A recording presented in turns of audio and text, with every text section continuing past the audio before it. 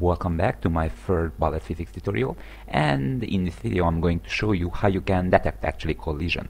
So if I start the program at its current state, as you can see it's worked pretty well. There are a lot of shapes and they are actually interacting each other, which is very interesting and very cool. But one thing is that most of the time your game loop, your game logic want to know whenever two objects is actually colliding. And that is exactly what I'm going to show you how you can detect that.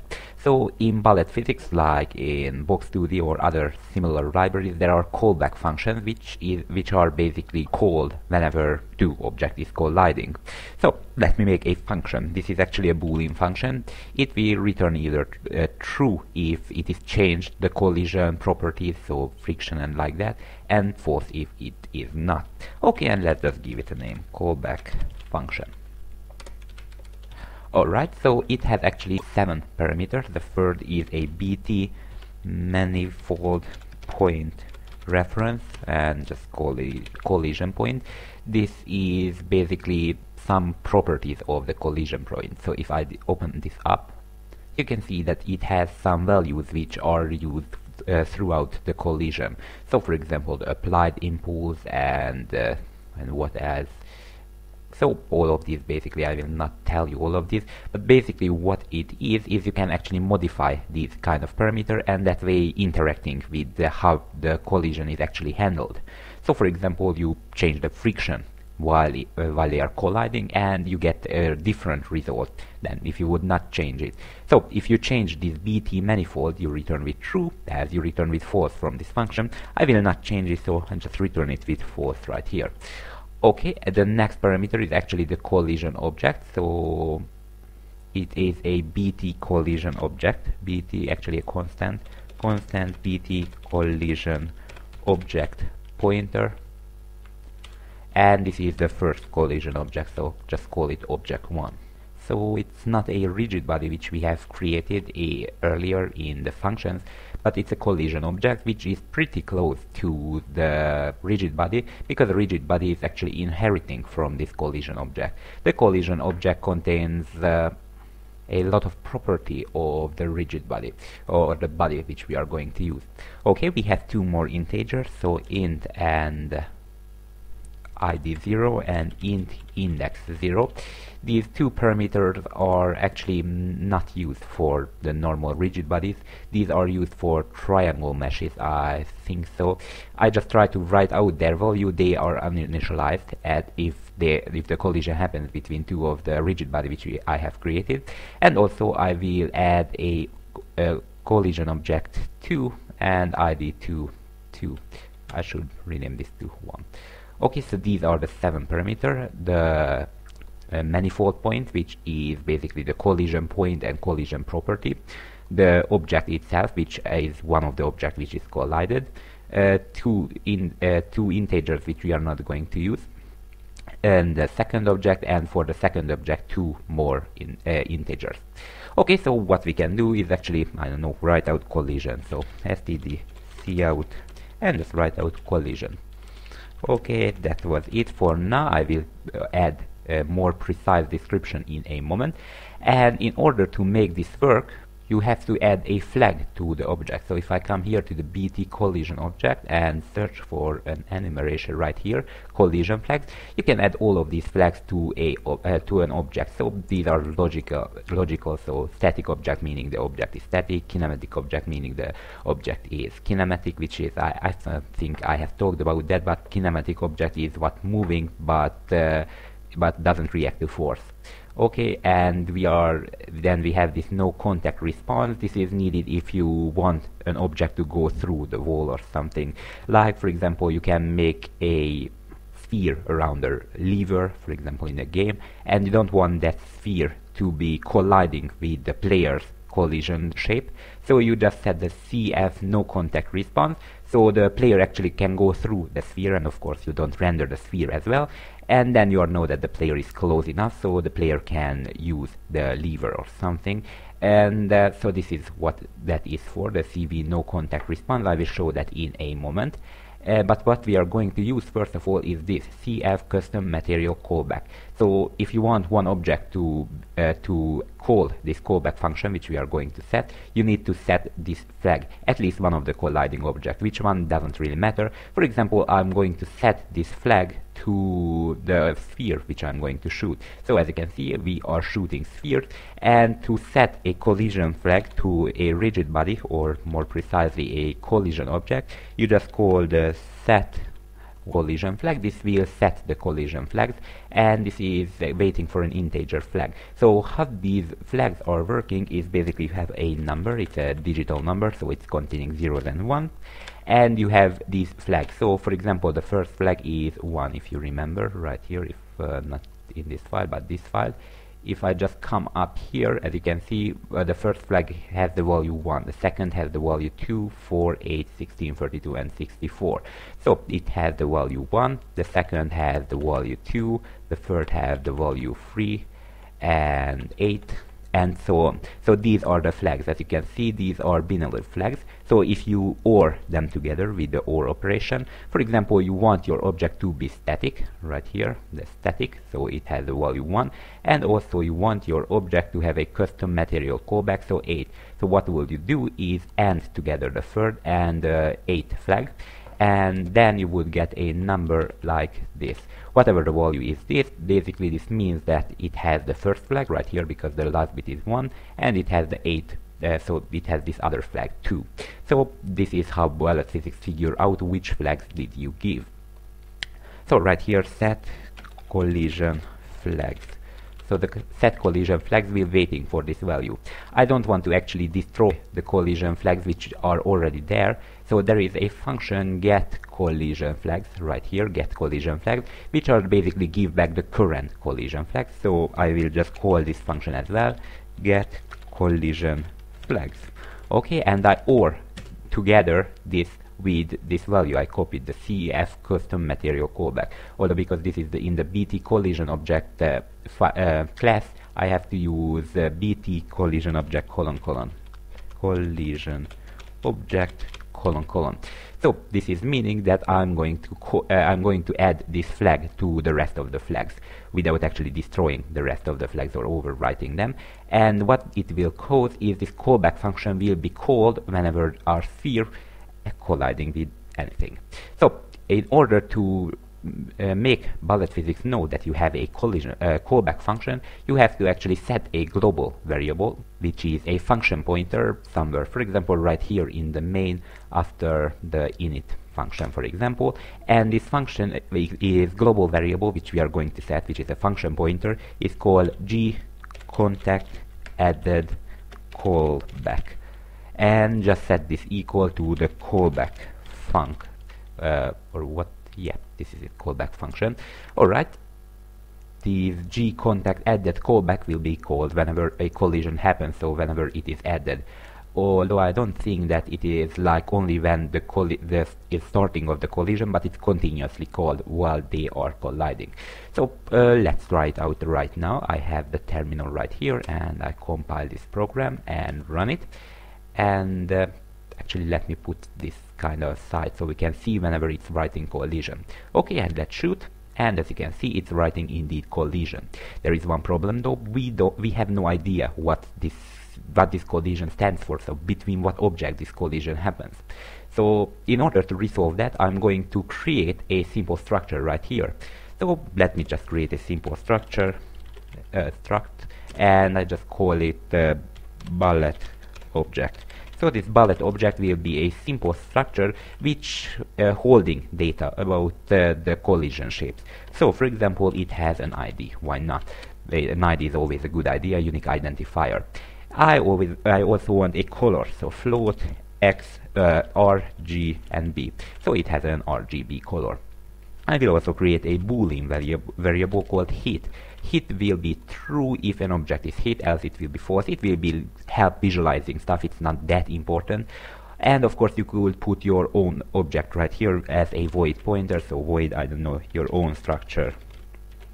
So if you create a bigger game, you need this your own structure, and then you just get the ID. The ID kind of identify what this your own structure is, and then what you have to do is basically just cast this void pointer to your own structure and use your own structures, member functions and member variables and so on.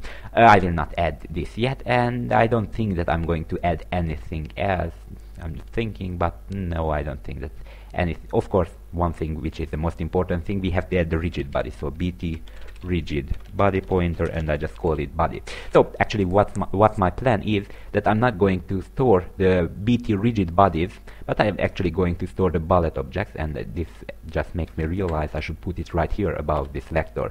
So I will going to store this bullet object, and of course this bullet object store more stuff than just a simple rigid body.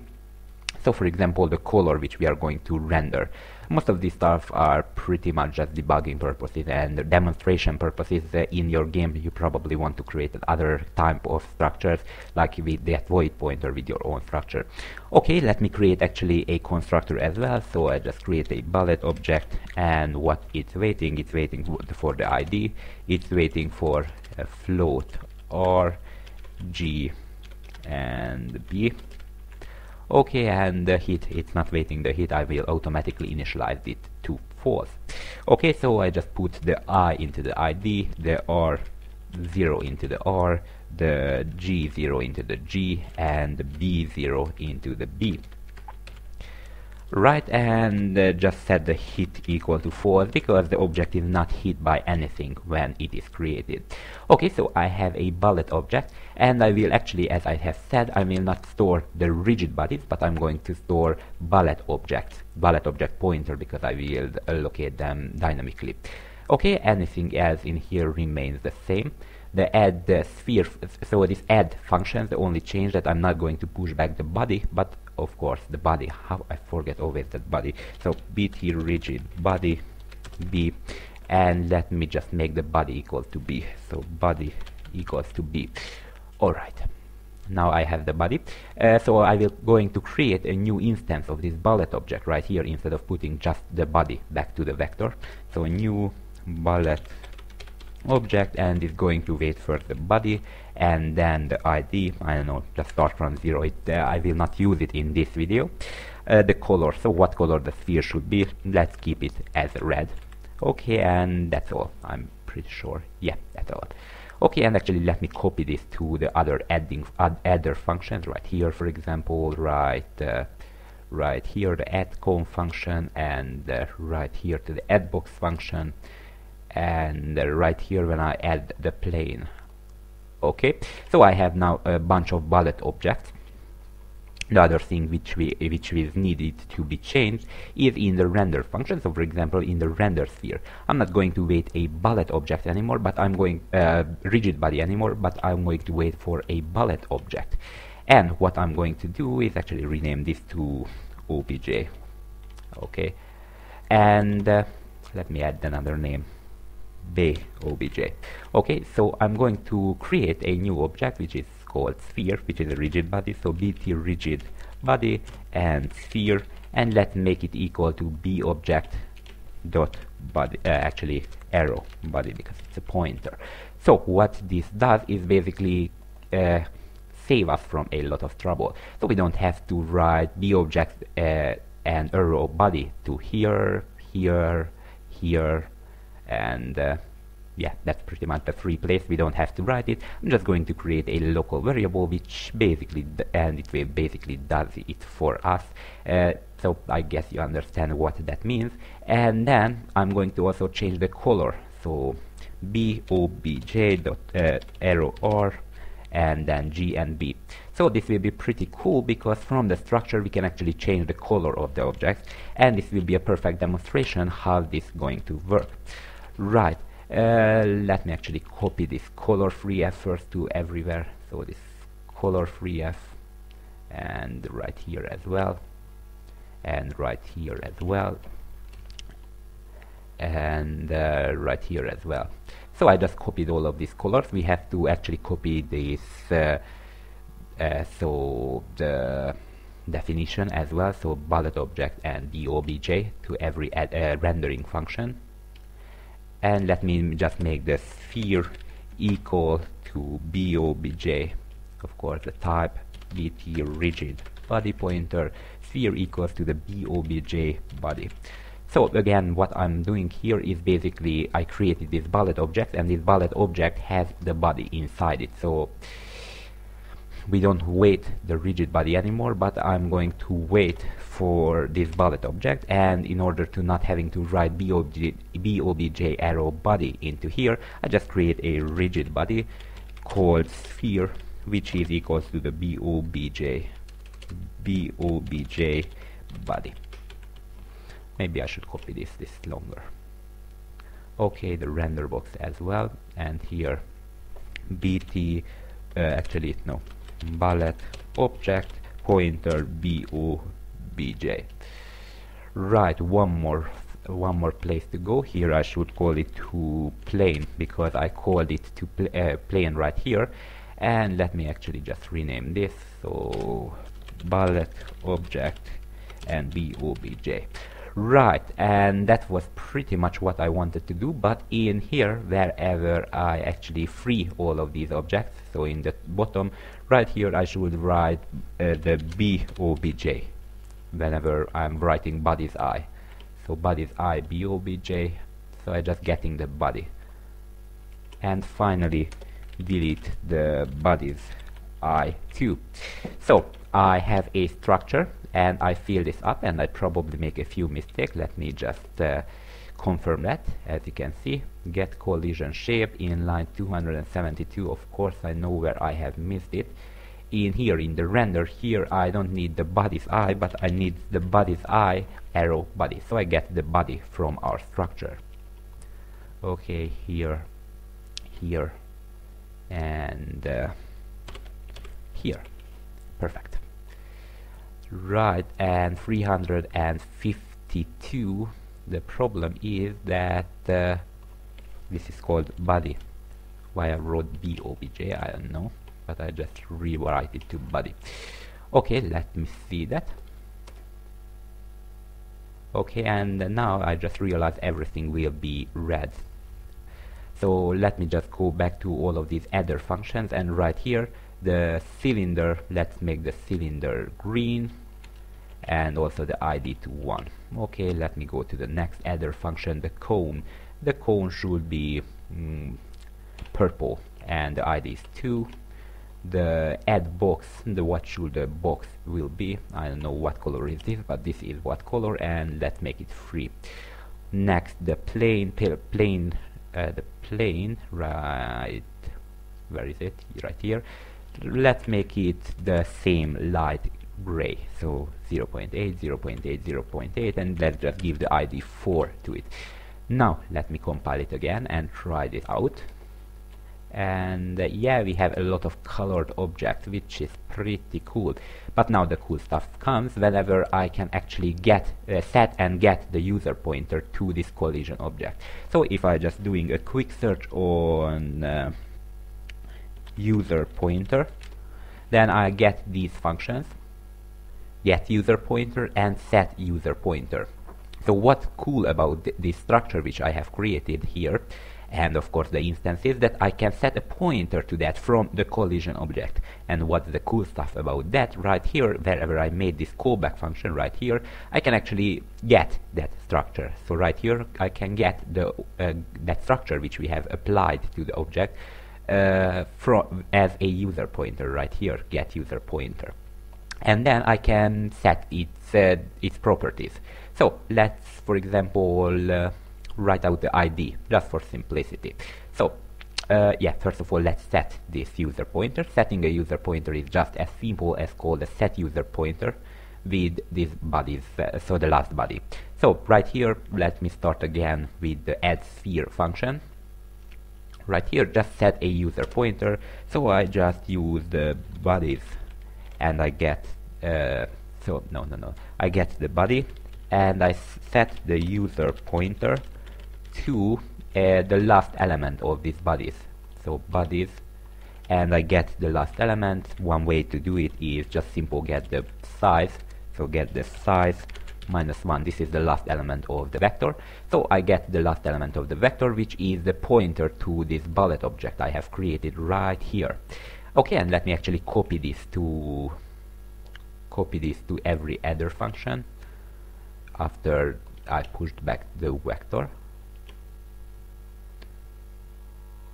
Okay, and now that we have this, we can actually get this user pointer from the object. So obj1, which is our collision object right here as a parameter, and I can get the user pointer from this. This user pointer is actually a void pointer, so we have to cast it to our structure, which is a bullet object, if I remember correctly, pointer, and then I can use whatever members there are in this object. So for example, I can use the ID from it, and this is the ID of one of the collision objects. Let me copy this and paste this after a space. So I can get the obj2, and now we have the ID of the two colliding objects. So if I just run this program right now and shoot something, as you can see, I have the ID 3, for example, 3, what was the 3? I'm not quite sure, but maybe it was the cylinder, I don't really remember, and 0, which is the sphere, because the ID of the sphere is 0. Okay, but we can do more useful stuff with this structure, like let's change the color of the object which was the sphere was colliding with. So I just set the R equal to 1 and all of the rest to 0. So RGB, and again set the obj2 RGB to red, so red with the obj2. And now what I do is basically changing the color of the object which we have collided with, both of the object's color, to red. Now if I compile this and run this and shoot something, shoot it, as you can see it's turned red, because we just changed its color to red, although it doesn't turn back. That's why I had this hit variable. So let me just clear these and these, and let me make the hit equals to true whenever we have collided with. The hit again equals to true, and first of all we should set back everything to false at default, somewhere before the simulation. So for example, right here is just as good place as any. So I just go through with a for loop, so e less than the number of bodies in our vector, so bodies.size I++. I just go through all of the elements, and I set the hit to false, so bodies I, and I get the hit, and I make them equal to false. Perfect. And now if everything goes correctly, which of course we need to add one more. Oh, I forget this almost. So right here where I set the color when we are rendering, if it is hit, then we do something different. So if not hit, then we do this stuff. So set the color equal to its color, else just set the color to red. So for example, set the color to red. So if the object is hit currently by the ball, it will be red, else it will be the normal color of the object. So again, I have to copy and paste. Okay, and now if I compile it and doesn't screw that up, so BOBJ hit, like that. Let me just quickly make that right. Okay, I just quickly swapped it, and now if I compile and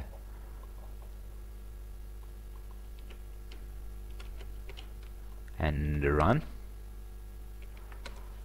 then we can actually shoot the objects, and as you can see, they are only red while they are colliding with the given object, which is pretty cool. So this is how you can know whenever two of your bodies are colliding. So you just make an extended structure. Depending on your game, you may need to point that to your own structure, like player structure or car structure or enemy structure, and then according to this you can actually do multiple stuff. For example, deciding what shape to render, because most of these shapes, like this render sphere and render cube and render plane and so on, these are just temporary for debugging and demonstration purposes right here in OpenGL. But whenever you start to create your own game, it will be you will render different kind of shapes. This will be just the collision shape in the background. But for example, you will not render a cube, but you will render a player there, a soldier. The cube or the box, or to be more precise, is just the collision shape of that object. So you can determine from this ID what to render, and you can determine whether the body is hit or not, and you can update your position from this body. Okay, that was about this, and thank you for watching, and have a great day.